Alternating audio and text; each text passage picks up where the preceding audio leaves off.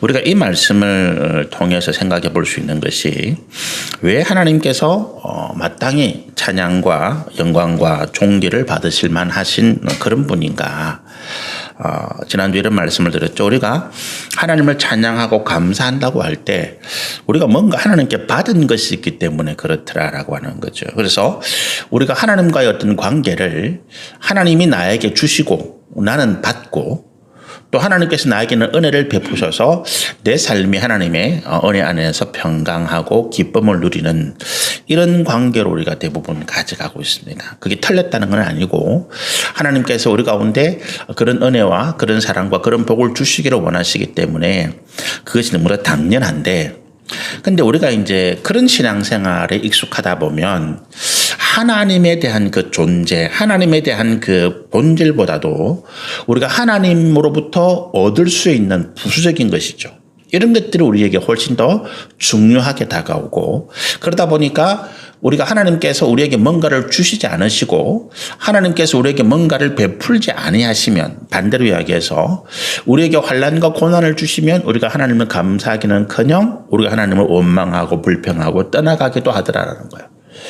또 한 가지 문제는 뭐냐 하면 우리가 하나님의 은혜가 없이도 살만해질 때가 있잖아요. 그죠? 하나님께서 은혜를 내게 베푸셔서 내가 건강하고 내 가정이 잘 되고 평안하고 내 자녀들이 아무런 어려움 없이 쭉쭉쭉쭉 성장해가고 또 내 사업과 직장과 삶의 터전이 또 일이 잘 되어질 때 우리는 모든 것이 다 평안하고 만족하면 하나님이 없이도 살만하다고 느껴지는 거예요. 이것이 우리 육신의 본성이거든요. 우리의 육신의 본성은 근본적으로 우리가 하나님을 가까이 하는 것을 두려워하고 하나님의 간섭하심을 귀찮아하도록 이렇게 우리 본성이, 죄악된 본성이 그거를 옛습관이라고 그러죠. 그걸 아직도 가지고 있단 말이에요.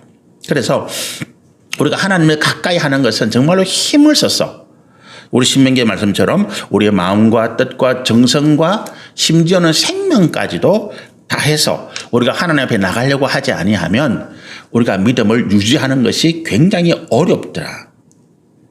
우리의 옛 습관 때문에 그렇다는 거예요. 우리 육신을 가지고 있는 우리 옛 본성 때문에 그렇더라는 거죠. 쉽게 이렇게 이해하시면 좀 좋을 것 같은데, 우리가 뭐 강을 따라서 배를 간다든지 아니면 뭐 바다를 지나갈 때 맞바람을 맞을 때가 있다고요. 이 맞바람이 뭐냐 하면 내가 가려고 하는 방향에서 반대로 불어오는 거예요. 그래서 내가 이 맞바람을 뚫고 또는 조류가 내와 반대로 이렇게 급하게 흘러갈 때 이거를 그냥 내가 가만히 있으면 나는 그 바람에 쓸려가고 그 심한 조류에 내가 흘러가서 내가 가려고 하는 목적지에 가지 못하는 거예요. 우리의 신앙이 하나님께서 계시는 곳에 이르는 그것이 우리 신앙의 목적이고 우리 신앙의 목표라고 한다면 우리가 하나님이 계시는 그 믿음의 자리에 가야 되는데 우리의 육신의 어떤 옛 습관, 옛 식품들 또 이제 이 땅에서 일어나는 여러 가지 어떤 세상의 어떤 사고, 세상의 어떤 주의, 신념, 우리를 가르치는 여러 가지 세상의 가치관들이 우리로 하여금 하나님 앞에 나가는 것을 방해하는 거센 맞바람이나 우리의 흐름을 방해하는 급한 조류 같단 말이에요.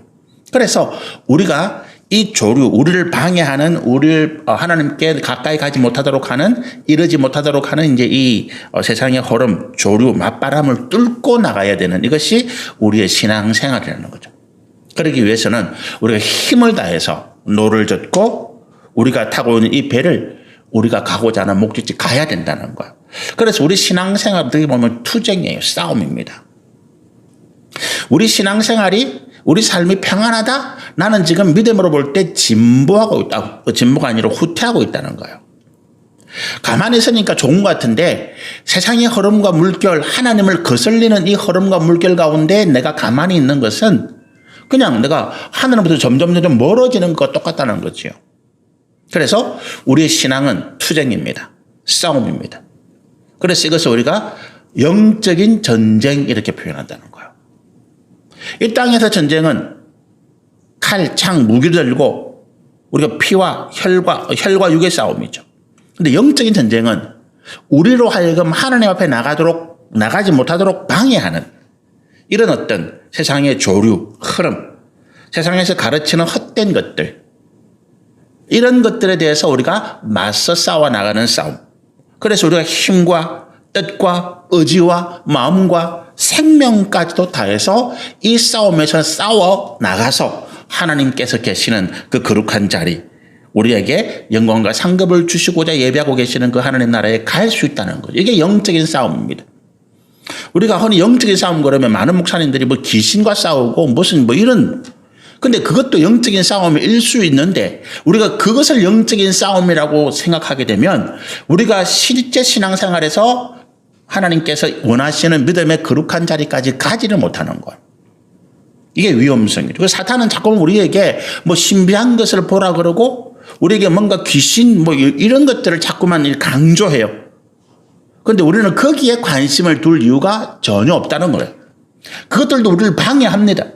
그러나 우리에게 가장 큰 방해는 뭐냐 하면 우리의 이 육신의 예습관을 이겨나간다는 거예요.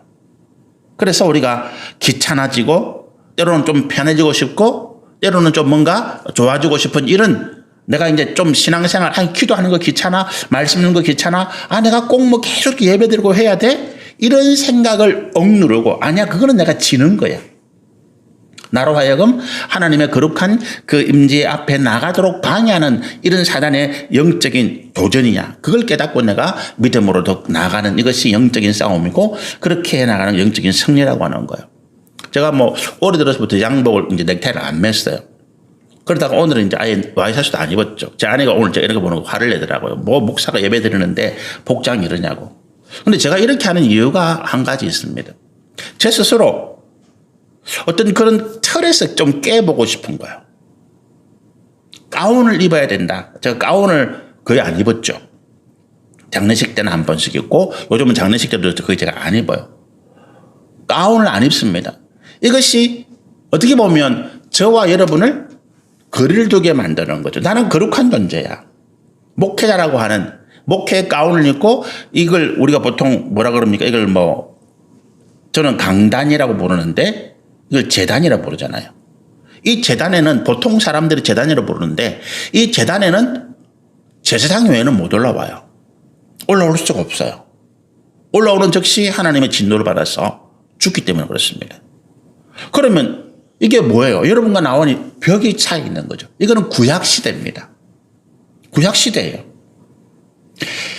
신약의 예수님이 뭐라고 하십니까? 외식하는 것을 굉장히 경계하십니다. 외식은 끝으로 거룩한 복식을 갖추는 거예요.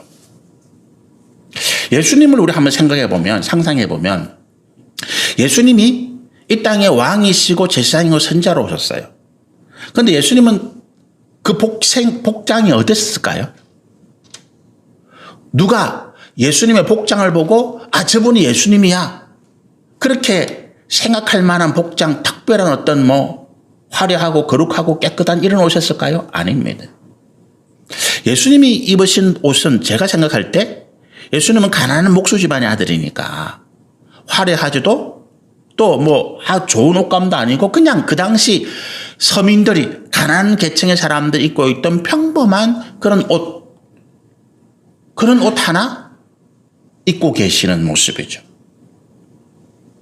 제가 여기서 양복을 입고 제가 뭐 와이셔츠를 입고 넥타이를 아주 멋지게 메고 섰다. 제 스스로에게 어떤 자부심, 나는 무슨 뭐 당신들과 달라, 나는 거룩한 주의 종이야, 이런 어떤 느낌을 제가 자꾸 가질 수 있더라는 거죠. 그래서 저는 저와 여러분 똑같은 사람이라는 거예요. 여러분과 저 사이에 아무런 벽이 없다는 거죠.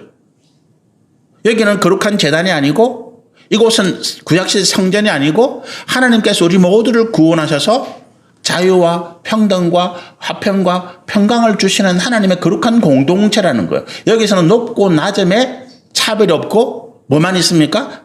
직분에 따른, 사명에 따른 자기의 역할이 다르더라는 것입니다. 제가 이렇게 뭐 하고 주일날 예배를 드리면 혹시 뭐 영상을 보는 분들이 목사가 저런 복장을 해도 돼? 저는 된다. 오히려 이런 복장을 해야 된다고 봐요. 저와 여러분을 구분 짓는 것. 그것은 하나님께서 우리에게 주신 거룩한 뜻, 우리가 스스로 하나님께 나가는 그런 어떤 거룩한 영적인 싸움에서 지는 것이다. 저는 개인적으로 그렇게 생각을 해서 앞으로 계속 이렇게 예배를 드리려고 합니다. 이해를 해주시면 좋겠습니다. 그러니까 우리가 왜 찬양을 하나님께서 받으셔야 되느냐, 천사들이 왜 이렇게 하느냐 할 때 그 이야기를 좀 하려고 하는 거죠. 하나님께서 우리 가운데 뭔가를 주시고 하나님께서 내게 은혜를 주시지 않더라도 하나님의 그 존재만으로 내가 감사하고 찬양할 수 있다는 그 믿음의 깊은 자리에 설 때 나는 고난 가운데서도 우리 하박국 선지자의 말씀처럼 내가 외양간에 소가 없고 우리 양이 없고 내가 무화과 없고 포도가 없을지라도 나는 하나님을 찬양할 수 있다. 왜? 그런 것은 다 쓸모없는 것이고 하나님이 나와 함께 계신다는 그 자체만으로 나는 기쁘고 감사하고 내 삶이 충만하더라라고 하는 것입니다. 우리 지금 윗동서 되시는 분, 위에 동서 되시는 분, 이제 제주도에 계신데 그분이 이제 거의 말기 암이 됐어요. 병원에서도 이제 준비하라 이런 이야기를 한대요. 제가 다음 주에 한번 제 아내하고 제주도를 한번 가서 그분 한번 뵙고 오려고 합니다. 제가 그분에게 이제 그런 이야기를 가서 하고 싶어요. 그분은 장로님이신데 이야기를 하고 싶은 거죠. 하나님 한 분만으로 우리는 만족할 수 있는 믿음의 모습. 그분은 저보다 나이도 만 17, 18세 이상 위고 신앙적으로도 아주 선배시고 그런 분인데 마지막 자기 몸에 온몸의 뼈까지 이제 암이 전이됐다 그러니까 회생할 수는 없다고 보는 거죠. 그럼 제가 가서 그분에게 예수 이름으로 당신의 병이 나을 것입니다. 일어나 걸어서 이렇게 이야기해. 저는 그런 기도는 하지 않을 것 같고 하나님이 함께 하신 이 순간이 하나님이 함께 하시는 우리 형님, 그 장로님 그분에게 지금 당신에게 하나님이 함께 하신다는 그 사실을 꼭 기억하셨으면 좋겠다. 고통받고 힘들어하고 있을 우리 처형이나 그 조카의 기도 똑같은 이야기죠. 내 지금 삶이 힘들다. 그 힘든 가운데 누가 하나님 함께 하신다고요? 하나님이 함께 계신다. 우리가 하나님을 바라보면 그 힘든 삶의 상황 가운데서 나는 기뻐할 수 있다는 거예요. 나는 만족하고 충만한 가운데 그 힘든 상황을 이길 수 있는 힘을 내가 얻게 되더라는 겁니다. 9절의 말씀 보면 그 생물들이 보좌에 앉아서 세세토록 살아계시는 이에게 영광과 존귀와 감사를 돌릴 때 이렇게 표현합니다. 여러분 우리가 이제 이 생물들이 보좌에 앉아서 세세토록 살아계시는 이 누구십니까? 하나님이죠. 이 하나님께 이제 감사를 돌리는데 제가 지난주에 이제 예배의 마지막 시간에 말씀의 마지막 시간에 우리가 하나님께 영광과 존귀와 감사를 돌려야 될 이유 4가지를 이제 성경에서 제가 이제 찾아서 말씀드린 적이 있죠. 제목만. 첫 번째가 뭐였습니까? 존재의 근원이다. 하나님이 우리 존재의 근원이기 때문에 우리가 찬양하고 영광을 돌릴 수밖에 없다. 두 번째는 하나님이 우리를 다스리시는데 선하심과 공의로 다스리신다. 세 번째는 우리에게 사랑과 은혜와 복을 주시는 분이다. 네 번째는 우리를 진리로 영생으로 인도하시는 분이다. 이 4가지를 말씀을 드렸습니다. 다른 여러 가지 이야기할 수 있겠지만 저는 이제 성경을 보고 공부하면서 말씀을 묵상하면서 이 4가지가 가장 핵심적이다 이렇게 생각을 해요. 여러분 우리가 하나님께서 우리의 존재의 근원이기 때문에 우리는 하나님을 찬양하고 감사하고 영광과 존귀를 올려야 된다라고 하는 거죠. 존재의 근원이 뭡니까? 하나님 때문에 내가 존재하고 있다는 거예요. 하나님 때문에 내가 반대로 이야기하면 하나님이 안 계시면 내 존재는 없다라고 하는 것입니다. 당연한 이야기겠죠. 하나님 나를 창조하셨으니까 내가 있는 것이고 그 뒤에도 창조하신 이후에도 지금까지 하나님이 나를 존재할 수 있도록 살아있는 것과 다릅니다. 존재의 개념은 살아있다는 것과 다르죠. 우리가 살아있다는 건 뭡니까? 내가 지금 숨을 쉬고 내가 지금 먹을 먹고 있고 생각하고 이게 살아있다는 거잖아요. 존재는 그 개념과 다른 것입니다. 하나님이 나를 붙잡지 않으시면 나는 존재할 수가 없는 거예요.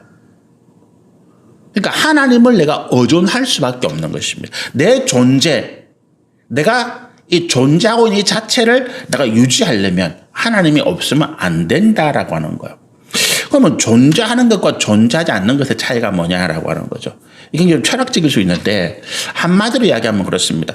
존재하기 때문에 내가 살아갈 수 있고, 내가 존재가 있기 때문에 내가 꿈을 꿀 수도 있고, 내가 존재하기 때문에 내가 이 세상에서 내가 하고 싶은 것들에 대해서 내가 누리고 내가 그것들을 내가 만족할 수 있는 어떤 기쁨도 가질 수 있다는 거예요.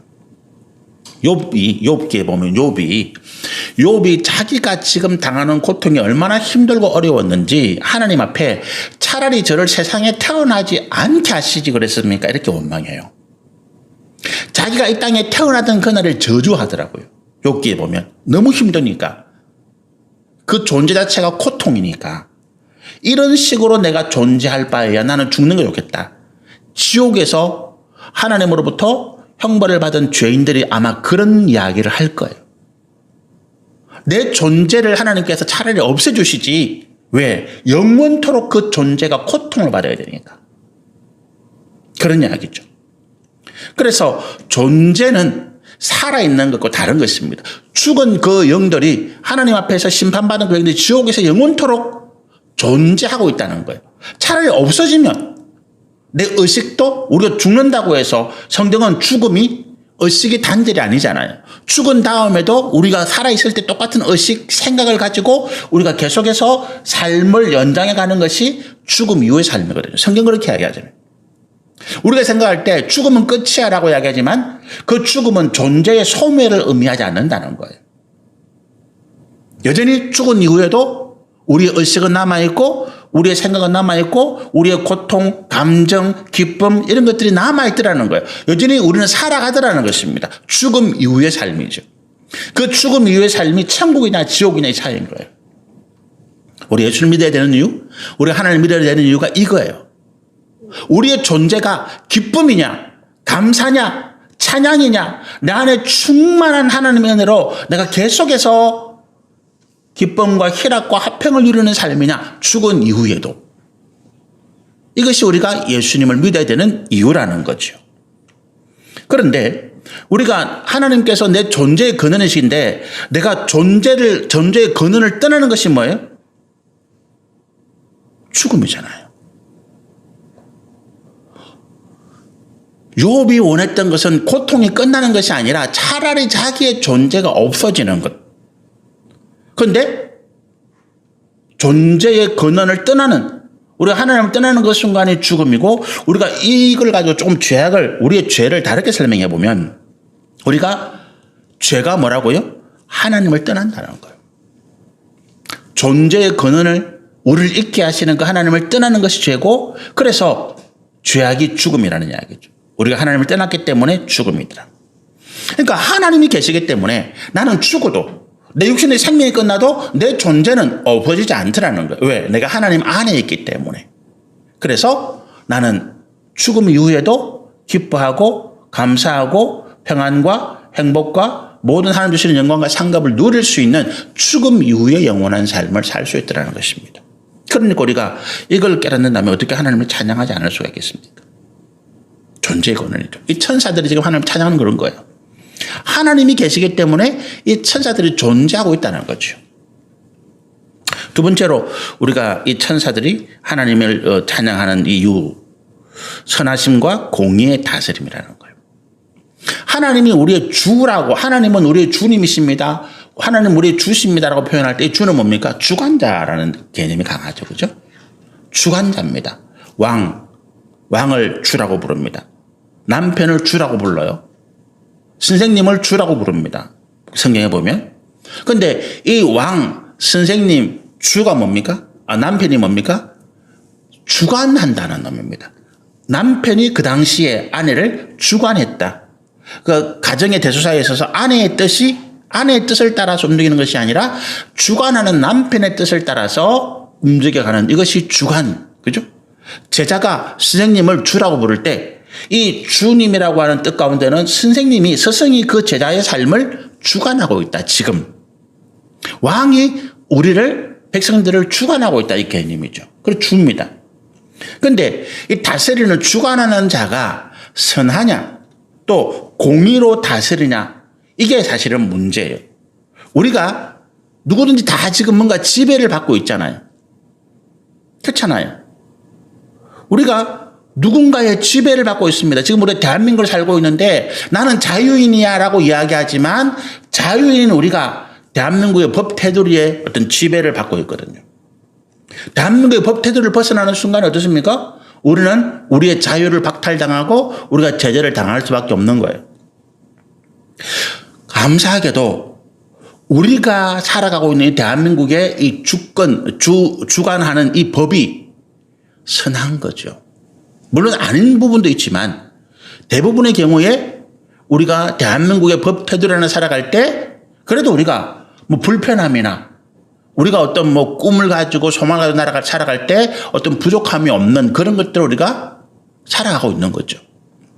간단하게 이야기해서 단순하게 비교해서 우리가 남한과 북한을 비교해 본다면 어떻습니까?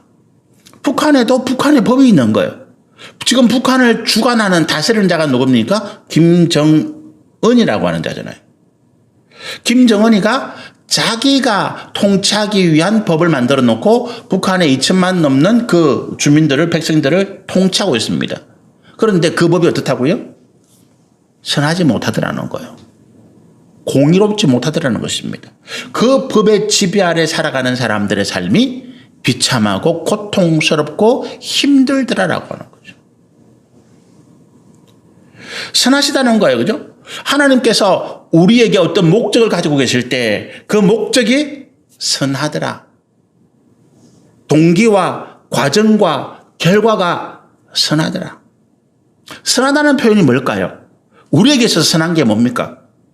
우리가 하나님의 다스리심을 바라보고 참 하나님의 다스리심은 선하십니다라고 찬양하고 감사하고 영광을 돌리는 이유는 뭘까요? 우리가 하나님의 다스리심 안에서 평안을 누리고 화평을 누리고 우리가 형통한 삶을 누리고 있기 때문에 그렇습니다. 그래서 우리는 선하다라고 이야기하는 거예요. 이 기준이잖아요. 그죠? 이게 아니라면 우리가 하나님을 믿는데 하나님께서 우리를 착취하고 우리를 이용해서 돈을 벌어면 그걸 빼앗아가고 우리에게 고통과 환난과 고난만 준다면 우리가 하나님을 선하다 하겠습니까? 두려워서. 그 하나님을 두려워서 우리가 강제적으로 섬기긴 하겠지만 그 하나님을 선하다라고는 표현하지 못할 거예요. 악하다라고 하겠죠. 북한의 주민들이 그 체제를 탈출할 수 없으니까 거기에서 어쩔 수 없이 살아는 가는데 그 북한 주민들이 뭐라고 하겠습니까? 악하다라고 할 거 아닙니까? 그래서 그 체제를 견디지 못한 사람들은 생명을 걸고 그를 탈출해 나오는 거잖아요. 우리 대한민국으로 생명을 걸고 탈출해 나가는 사람들이 있습니까? 물론 살기 힘들어서 자기 어떤 정치적인 신념과 맞지 않아서 다른 나라로 이민 가고 그런 사람들이 있습니다. 그런데 우리나라에서 다른 나라에 망명 신청하는 사람은 없어요. 그죠? 대한민국 국민이 다른 데 가서 망명 신청하는 적은 없어요. 목숨을 걸고 탈출하는 사람은 없다고요. 그게 뭡니까? 적어도 우리는 대한민국이라는 법제도 안에서 우리는 선한 통치 아래 살고 있다는 거죠. 물론 위정자의 한 사람 한 사람의 어떤 공간은 다릅니다. 그러나 우리가 선한 테두리 안에서 법의 테두리 안에서 살고 있기 때문에 결과적으로 그 악한 자들은 악함이 드러나서 처벌받고 있잖아요. 얼마 전에 어젠가 그 광주 조사하면서 광주에서 죽은 사람들의 광주 사태 때 5.18 때 죽었던 사람들의 80% 이상이 총상이었다. 대한민국 국민을 지켜야 될 군인들이 진압군으로 나가서 총을 쏘아서 그 광주에 있는 어린아이들 뿐만 해서 무고한 시민들을 그렇게 총으로 수백 명을 쏴주겠다는 거죠. 그 대가로 정권을 잡은 사람들이 전두환, 그 다음에 노태우 이런 사람들이잖아요. 오공정권이죠. 근데 그 사람들이 정권은 잡았지만 그러나 대한민국의 법 테두리를 바꾸지 않았어요. 그대로 유지한 상황에 있었단 말이죠. 그래서 그 결과 어떻습니까? 그들이 대한민국의 선한 법 테두리 안에서 처벌을 받은 것이죠. 선하다는 그런 개념입니다. 잠시 고난을 올 수 있습니다. 어려움이 올 수 있습니다. 그러나 우리가 그 하나님의 선하신 은혜 안에서 결과적으로 우리는 결국 화평과 평안과 형통함을 누리게 되더라. 죄인들이 벌을 받고 악인들이 처벌을 받고 핍박받고 고난받던 자들이 다시 회복되는 은혜를 누리더라라고 하는 것입니다. 이게 선하십니다. 공의는 뭡니까? 차별이 없는 거죠. 지금 뭐 국회의원 선거를 이제 한 달 좀 더 남았나요? 한 35일 좀 남아. 4월 10일이 국회의원 선거인가요? 그렇게 되는데 얼마 남지 않은 선거 때문에 지금 각 국민의힘, 민주당인가 이 지금 대한민국을 나누고 있는 이 거대 양당에서 지금 국회의원 후보를 내고 있는데 그 후보에서 탈락한 사람들이 지금 난리가 났죠. 뉴스를 보시면 참 이럴까. 어젠가에는 누구 한 사람은 자기 떨어졌다고 분신 시도를 했다 그러더라고. 그게 목숨을 걸 만큼 국회의원이 중요한 잘 모르겠는데 그분이 그러면 절박한 사정이겠죠. 근데 그분들이 그렇게 극렬하게 저항하고 반발하는 이유가 뭡니까? 과정이 공평하지 못하다는 거예요. 누구 특정한 사람들을 추천해주기 위해서, 공천주기 위해서 자기는 억울하게 희생을 당했다는 거잖아요.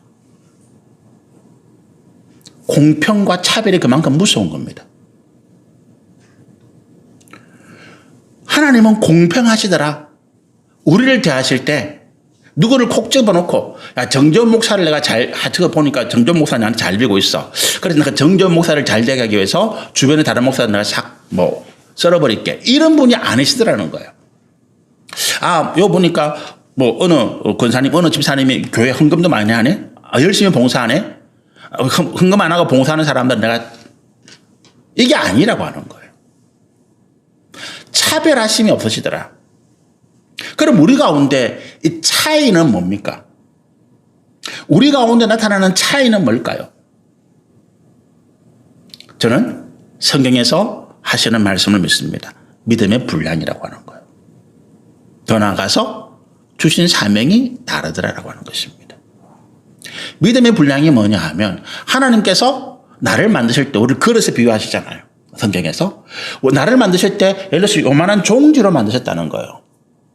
그럼 종지에는 종지에 담을 양이 그거밖에 없어요. 어떤 사람은 이만한 항아리로 만드실 수도 있죠. 그러면 그 항아리에는 엄청나게 많이 종지보다 100배 이상 많이 담길 거예요. 그죠? 그게 믿음의 분량입니다. 하나님께서 지금 나를 그렇게 만드셨다는 거예요. 그런 용도로 쓰시겠다는 것입니다. 그럼 종지가 나는 왜 큰 항아리 안 만들어졌어요? 이렇게 불평하는 것은 하나님 앞에 선하신 뜻에 하나님의 공평하심 앞에 내가 제대로 깨닫지 못하고 원망하고 불평하는 어리석음이라는 거예요. 종지는 종지의 쓰임에 충성하면 되는 거예요. 종지가 쓸 때도 있고 큰 항아리가 쓰일 때도 있는 거예요. 그렇지 않습니까? 종지 쓰는데 큰 항아리 못 써요. 또 큰 항아리 써야 되는데 종지를 갖다 놓고 쓸 수가 없는 거지요. 그게 사명입니다, 여러분. 믿음의 분량, 그 사명이 걸리게 되는 거예요. 저는 제가 교회를 크게 부흥시키려고 애를 쓰다가 몇 번 실패하고 난 다음에 그래 깨달은 게 뭐라고? 하나님이 내 분량. 그래 하나님은 나에게 요만한 사이즈만 주시는 거야. 그 이상을 욕심내는 것은 내가 하나님 뜻에 순종하는 것이 아니죠. 그럼 요만한 분량 내에서 내가 할 일이 뭡니까? 나는 여전히 목사인 거예요. 제가 여러분을 위해서 기도하고 말씀을 준비하고 영적으로 여러분을 이끌어가는 영적인 가이드의 충실한 역할. 종지가 왜 나는 넘치도록 안 주세요? 저 항아리만큼 안 주세요. 그렇게 해서 태업을 했다 칩시다. 그 종지는 하나님의 진노와 하나님의 저주와 심판밖에 받을 게 없는 거예요. 쓸모없는 종지니까 갖다버리는 거예요. 그 심판이죠. 지금 내 삶에 만족하는, 지금 내 삶의 형편이 어떠하든지 간에, 지금 내가 잘 되든지 안 되든지, 지금 내가 건강하든지 아니면 내가 죽을 병에 걸려서 내가 지금 얼마 남지 못한다 이런 삶에 있든지 상관없이 하나님은 지금 나에게 믿음의 분량에 합당한 일을 맡겨주셨고 나는 거기에 감사함으로 내가 해야 할 일을 할 뿐이다라고 하는 것입니다. 내가 해야 할 일을 한 뿐이다. 아까 우리 장로님 말씀드렸는데 이제 말기암 환자가 병원에서도 치료가 안 되니까 퇴원시키는 거잖아요. 급할 때 잠시 가면 잠시 좀 그냥 했다가 또 이제 별 치료할 게 없으니까 집에 퇴원시키고. 그럼 집에서는 누구 어떻게 해야 돼요? 집에서 돌보는 사람이 가장 힘든 거죠. 가장 힘들어요. 고통스럽죠. 그런데 어떻게 해요? 그게 내 할 일인 거지. 왜 나는 나에게 건강한 남편이 없을까? 왜 다른 집에는 저렇게 잘 되는데 왜 나는 내가 열심히 하나님께 기도하고 내가 하나님 평생토록 섬겼는데 왜 말년에 나는 이런 병에 걸리고 나는 이런 병에 병든 남편을 나도 내 몸 하나 힘들어 죽겠는데 이렇게 내가 남편을 돌봐야 될까? 그 불평이 생기면 어떻게 했습니까? 못 사는 거예요. 종교가 깨어지는 거죠. 어떻다고요? 그것이 하나님께서 나에게 주신 일이라면 내가 찬양함으로 감사함으로 그 일을 행해 나가는 거예요. 그게 공평입니다. 많이 가진 사람이 교만한 것 하나님께서 징계하십니다. 많이 가졌다고 적게 가진 사람들을 업신여기고 그것 때문에 사람들을 차별한다? 하나님께서 징계하시는 거예요. 우리에게 차이가 있는 이유가 그것입니다. 하나님 우리 각 사람을 똑같이 만들지 않으셨어요. 그거는 공평이 아니죠. 다 다르게 만드셨습니다. 다 다른 삶에서 하나님께서 주신 그 거룩한 은혜의 뜻을 이루어가도록 하셨습니다. 이게 뭡니까? 성경에서 말씀하시는 합력하여서 선을 이룬다는 표현이에요. 고통받는 사람이 있습니다. 모든 일이 잘 되어서 노래 부르고 희희낙낙하는 사람이 있습니다. 하나님께서 보실 때에 이 두 사람의 삶을 똑같이 쓰시는 거예요. 합력하여서 모자라는 사람, 남는 사람. 그래서 예수님께서 이렇게 말씀하시죠. 소금을 치듯이 고르게 하라는 거예요. 소금이 그 당시 얼마나 귀한 것입니까? 길을 새로 닦아냈는데 울퉁불퉁한 거예요. 그런데 거기에다가 소금을 치라는 것입니다. 그 귀한 소금을 뿌려서 그 길을 평탄하게 만들어라는 것입니다. 하나님 우리를 그렇게 다스리십니다. 우리가 하나님께서 주신 그 믿음의 분량을 내가 깨닫는다. 깨닫는 게 아니죠. 지금 내 삶이 하나님께서 주신 믿음의 분량이라는 걸 인정한다는 거예요. 욕심을 버리고 정욕과 탐심을 버리고 하나님 나에게 이만큼의 삶을 주신 거야. 그럼 나는 거기에 만족해 나간다는 거예요. 그리고 하나님께서 지금 내게 주신 그 삶의 자리의 사명이죠. 내가 목회하면 목회하는 대로, 내가 사업을 하면 사업하는 대로, 직장에 다니면 직장에 다니는 대로, 학교를 다니면 학교 다니는 대로, 내가 아프면 아픈 대로, 아픈 사람을 간병한다면 그 간병하는 대로 나는 거기에 하나님께 주신 거룩한 사명의 뜻을 주고 내가 감사해 나가는 것입니다. 저는 우리 이 세대 젊은이들 이런 이야기 하고 싶어요. 자녀를 낳고 양육하는 것이 굉장히 힘들잖아요. 우리나라 출산율이 0.6명 뭐 이렇게 떨어진다 그래요. 우리 며느리가 지금 애가 둘인데 한 명 더 낳으려고 애를 써요. 우리는 하지 마라 그러고 이제 더 이상 못 봐준다 그러고 이놈들은 보니까 어떻게 하든지 머리를 써서 부모 찬스를 써가지고 우리가 좀 젊을 때 우리 부부가 좀 젊을 때 빨리 애를 하나 더 낳고 싶은 마음이 있는 것 같아요. 여러분 우리가 자녀를 양육하는 것 우리 젊은 세대들이 내 경력을 포기해야 되잖아요. 내 경력을 포기해야 된다고요. 자녀를 낳고 최소한도 1년 정도 가까이 양육하는 동안에 나는 세상에서 내 경력이 단절돼야 되거든요. 근데 하나님은 그렇지 않게 보세요. 그 1년을 내가 어떤 것보다 그 생명을 닦고 기르는 그 귀중한 시간으로 하나님께서 인정해 주시는 거예요. 내가 자녀를 낳고 기르는 것이 세상에 어떤 내가 경력을 쌓고 어떤 일을 해서 세상에서 인정받고 내가 뭐 돈을 벌고 이거보다도 하나님은 더 귀한 가치로 우리에게 주셨다. 우리 박수민 집사님 지금 자녀를 양육하고 있잖아요. 아이를 양육하기 때문에 뭐 지금 어떻게 일을 하는 건 잘 모르겠어요. 일이 지장이 되겠죠. 그러나 그 아이를 양육하면서 내가 받는 어떤 어려움이 있다면 내가 그것을 오히려 감사함으로 인정한다면 하나님께서 나에게 지금 이 아이를 양육할 수 있는 동안에 내가 이런 일들을 내가 하도록 중단하라고 하신 그것에 내가 인정하고 감사한다면 하나님께서 잃어버린 것보다 포기했던 것보다 30배, 60배, 100배의 더 큰 은혜와 복을 주시리라 믿습니다. 우리가 동시에 두 가지를 할 수 없잖아요. 하나를 한다면 하나는 포기해야 돼요. 근데 그거를 결정하는 가치관이 어디에 있다고요? 하나님의 선하심과 공평하심과 그리고 의다라고 하는 거예요. 공의가 뭡니까? 의죠. 의는 우리의 죄악을 속하고 우리를 하나님을 믿음의 사람으로 세우는 게 의예요. 고통과 고난의 원인이 이 죄악에 있기 때문에 예수님이 우리에게 외과의 수술이다. 성경에 보면 하나님 말씀은 살았고 눈이 있어서 좌우에 날 쓴 것보다 더 예리하다. 그래서 우리의 관절과 골수로 찔러 쪼갠다. 저는 이게 외과 수술이라고 봐요. 영적인 외과 수술. 날카로운 메스죠. 외과 의사들이 메스를 들고 배를 가르고 살을 가르고 그 뼈를 자르고 거기에 있는 모든 고통과 아픔과 고난의 원인이 되는 그 병의 근원을 제거해내잖아요. 우리에 있어서 우리의 삶의 모든 고통과 고난과 아픔의 원인은 어디 있습니까? 죄악이라고 하는 거예요. 하나님의 의가 이 죄를 제거해내시는 거예요. 하나님께서 우리를 어떻게 다스린다고? 선하고 공의롭고 또 선하고 공평하시고 의로 다스리더라.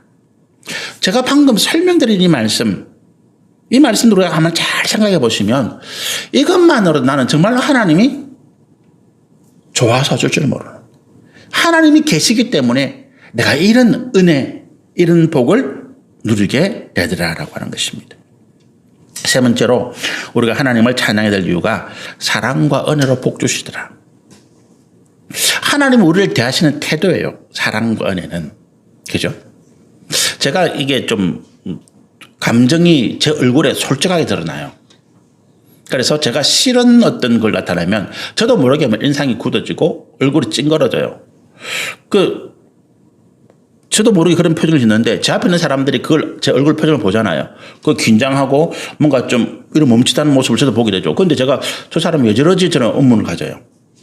제 얼굴이 이미 그렇게 이제 나타나 있는데도 불구하고 저는 제 얼굴을 못 보니까 나는 잘 감춘다고 생각했는데 제가 어떤 그 상황에 그 말에 그 행동에 불쾌하게 여기고 기분 나빠하고 싫어하는 어떤 감정들이 얼굴에 고스란히 나타나는 거죠. 그러다 보니까 사람들이 굉장히 저를 이렇게 좀 힘들어해요. 특히 제 아내가 그렇거든요. 제 아내가 제가 뭐 조금 짜증나서 이렇게 하면 벌써 얼굴에 다 보인다 이래요. 다 보인다. 근데 여러분 우리가 이게 이제 태도잖아요. 하나님께서 우리 가운데 사랑과 은혜로 대하실 때 하나님은 진노 중에도 어떻게 한다고요? 긍휼을 잊지 않으시더라. 저는 제가 성격이 좀 많이 목아나가지고 제가 화가 나면 막 독한 말을 해요. 사람의 마음에 상처를 주는 말들을 막 합니다. 특히 가까운 사람에게, 제 아내에게, 제 딸에게, 제 아들들에게. 굉장히 그렇게 이제 말을 해요. 그런데 그럴 때는 뭐 다들 뭐 진저를 치고 저를 피하죠 뭐. 근데 하나님은 진노 중에도 긍휼을 잊지 않으시더라는 거예요. 우리가 죄인인데 하나님의 진노 앞에 두려워 나갔는데 하나님을 피해야 되는데 도망쳐야 되는데 그 하나님의 진노 모습 가운데 살고 싶어서 도망갈 때 그게 본능이잖아요. 그런데 우리가 그 앞에 엎드릴 수 있더라는 거예요. 하나님이 당장 나를 죽이실 것 같은데 하나님이 당장 나에게 저주를 심판을 내 삶을 무너뜨릴 것 같은데 내 스스로 그 죄악을 알고 있는데 그럼에도 불구하고 내가 하나님 앞에 나와서 엎드릴 수 있더라는 거예요. 뭐 때문에? 진노하시는 하나님의 그 모습에서 나를 불쌍히 여기시는 하나님의 그 얼굴을 봤다는 거예요. 내 영이 그것을 느꼈다는 거예요. 그래서 감히 죽을지도 모르는 그 자리를 내가 찾아 나오는 거죠. 아담과 하와가 하나님 앞에 범죄했을 때 숨었잖아요. 피했잖아요. 도망갔잖아요. 그게 본성이에요. 살고 싶으니까. 하나님이 범죄하면 죽는다 했는데 하나님이 나가면 죽을 거니까. 그래서 하나님 불러도 대답도 안 하고 숨어 있잖아요. 그런데 다시 그들이 하나님 앞에 나옵니다. 부르심 앞에. 왜 나옵니까? 하나님께서 진노하시는 중에 나타내 보이시는 긍휼을 봤다는 거예요. 그리고 하나님께서 그들에게 살기를 열어주시죠.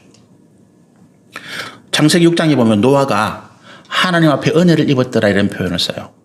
그 시대에 모든 백성들이 하나님 앞에 범죄했을 때에 하나님은 노아 많은 하나님께 은혜를 입었더라. 이게 무슨 말인지 아세요? 하나님의 진노하심 가운데 노아가 하나님의 긍휼하심을 보았더라는 거예요. 하나님께 구원하심이 있다는 걸 보았더라는 거예요. 그래서 노아가 믿음으로 하나님 앞에 나오게 된 줄로 믿습니다. 네 번째로 우리가 하나님을 찬양해야 될 이유를 진리와 영생으로 인도하십니다. 진리와 영생입니다. 우리가 이 진리의 선한 싸움이라고 성경이 표현을 많이 합니다. 진리를 따른다는 것도 투쟁이에요. 우리의 믿음을 지켜나가는 건 투쟁이고 진리를 따르는 것 또한 투쟁입니다. 그죠? 그런데 우리가 이 싸움에서 우리는 판판이 질 수밖에 없어요. 진리의 싸움에서 내가 이길 가능성은 사실은 거의 없습니다. 0%입니다. 왜 그렇습니까? 우리가 정욕과 탐욕이라고 하는 마음 가운데 있고 마음이 그렇고 우리의 육신의 옛습관을 따라갈 수밖에 없다고 자꾸 말씀드렸잖아요. 사도 바울이 로마서 1장에서 오라 나는 공고한 자로다 하면서 자기를 한탄하는 모습을 보인 것이 그 이유예요. 자기가 믿음으로 웬만큼 됐다라고 생각했는데 사도 바울은 자기를 철저하게 훈련하고 연단하고 말씀으로 연단시킨 사람이거든요. 그럼에도 불구하고 그는 판판이 이 진리의 싸움에서 졌다라고 하는 것입니다. 지더라는 거예요. 자신의 정욕과 탐욕 때문에, 죄악의 옛습관 때문에. 그랬는데 이 진리의 싸움에서 이길 수 있도록 힘을 주시는 분이 누구냐 하면 하나님이시잖아요. 하나님이 나와 함께 계시기 때문에. 이사야 6장에서 이사야가 그 서랍을 보고 자기의 죄를 깨닫잖아요. 자기는 지금 거룩한 제사장의 복식을 입고 지금 하나님의 성전에 와서 봉사하고 있는 거예요. 누가 보더라도 이사야는 하나님 앞에 죄로 죽을 만한 그런 사람이 아니에요. 그런데 하나님이 딱 임재하시고 그 앞에 서고 보니까 자기의 숨겨진 죄가 낱낱이 드러나고 자기 스스로 하나님 나는 죽을 수밖에 없는 죄인입니다. 고백할 수밖에 없더라는 거예요. 하나님 지금 나를 죽여도 나는 할 말이 없습니다. 이렇게 고백했다는 거예요. 그랬는데 뭐라고요? 하나님께서 그 죄악을 이길 수 있는 그 진리의 싸움에서 승리할 수 있는 하나님의 은혜, 그 죄악을 소멸하는 핀수술 그 옆에 되셔서 그에게 네 죄가 사해졌다라고 말씀하신 거죠. 진리로 이것입니다. 우리를 방해하고 우리를 억압하고 우리가 마치 그 성경의 표현처럼 그물에 걸린 새처럼 새그물, 지금은 그런 거 가지고 사냥 잘 안 하죠. 이 새그물이라는 게 있다고요. 고기 잡는 그물처럼 이 그물을 공중에 나무와 나무 사이에 이렇게 칩니다. 그물 코가 좁아요. 그래서 거기에서 사람들이 주위에서 그 그물을 치놓고 새를 후쫓습니다. 후쫓는 거죠. 와, 후쫓으면 새가 놀래가지고 확 날아가다가 그 그물코에 다 걸리는 거예요. 고기가 이렇게 걸리듯이. 그럼 사람들은 이제 가서 그 그물코에 걸린 새를 그냥 뽑아 오면 되는 거예요. 이게 그물에 걸린 새입니다. 성경에 표현하듯이. 우리가 진리의 은혜로 하나님의 진리만 나가려고 하는데 이 사단이 마귀가 세상의 어떤 영적인 악한 흐름들이 그물을 딱 쳐놓고 눈에 잘 안 보이는 거죠. 우리가 지나갈 때 그게 다 걸리도록 만드는 거예요. 못 빠져나갑니다. 빠져나갈 수 있는 방법이 뭡니까? 누군가 그 그물을 찢어줘야 돼요. 그 그물을 찢어줘야 우리가 그 찢어진 그물을 통해서 빠져나갈 수가 있는 것입니다. 그 힘을 하나님께서 우리 가운데 주시더라. 그래서 이 진리 길을 통해서 우리는 영원한 생명으로 나아갈 수가 있더라라고 하는 것이죠. 이것이 천사가 이제 하나님을 찬양했던, 우리가 뭔가 받는 것이 없어도, 우리가 뭔가 하나님께 얻은 것이 없어도 오히려 내가 하나님을 믿는 것 때문에 인내하고 희생하고 고통하고 내 삶에 여러 가지 고난과 어려움이 와도 저 사람들은 잘 되는데 왜 하나님, 나는 열심히 기도하고 나는 하나님 앞에 열심으로 믿음으로 나가는데 왜 내 삶에 계속되는 어려움과 고난 가운데 있습니까? 원망할 수 있을 그런 상황에도 우리가 이 네 가지, 하나님 때문에 내가 존재할 수 있다는 거예요.